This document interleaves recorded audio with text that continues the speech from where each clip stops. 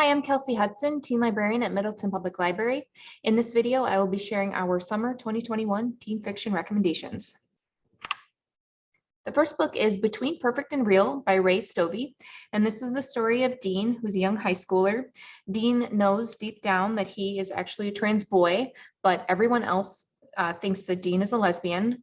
Dean isn't quite ready to come out. He doesn't know if it's worth it, all the struggle and backlash that he could get for coming out as a trans boy. But he's cast as Romeo in the school play as kind of a non-gender conforming casting. But for Dean, it's the first time that he gets to inhabit the space of being a boy. So he gets to wear male costumes, he gets referred to with male pronouns. And for Dean, this is really transformative. And he realizes that it might be time for him to take his experiences of being Romeo and being a boy and put that into the real world. So this is a moving story about how Dean comes to embrace his identity and the friends that he makes along the way. There are some issues with Dean and his girlfriend, who's always thought Dean is a lesbian, and his relationships do change with the people around him. But overall, this is a moving story of how Dean finds the courage to truly be himself. The next title is We Are Not Free by Traci Chee.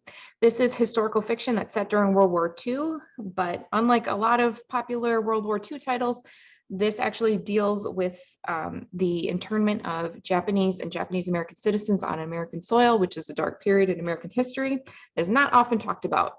This story is told through different chapters narrated by 14 different Japanese American teens who are all having very different experiences during this internment, including one who is actually fighting for the US military.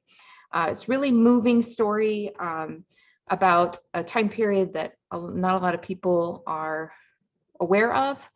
And even though you're being told a story by a bunch of different narrators, they all kind of stay within the same sphere, so you get to check in on people. And there is a list in the beginning of all of the characters in case you're worried about not being able to keep people straight. That is We Are Not Free by Traci Chee. The next title is The Cost of Knowing by Brittney Morris. And this is the story of Alex, who is a young Black teen who mostly concerns himself with everyday things. He works at an ice cream shop. He's got a nice girlfriend.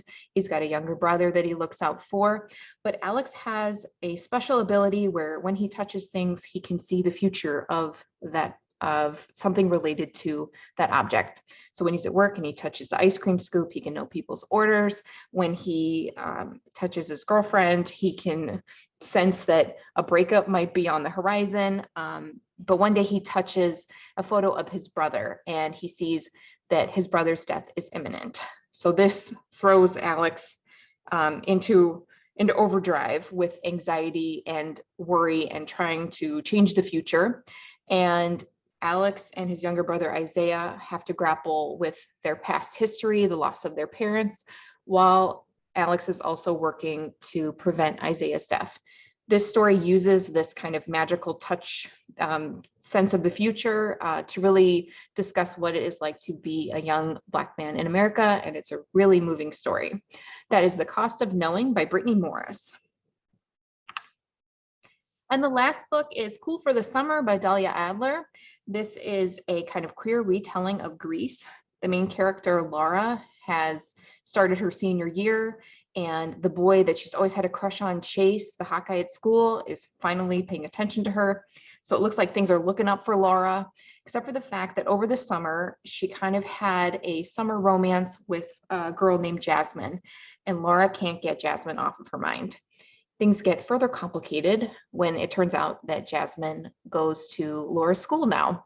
So there's a kind of love triangle where Laura is trying to decide between what she thought she always wanted and then maybe what she wants down deep inside, as well as coming to terms with the fact that she's bisexual.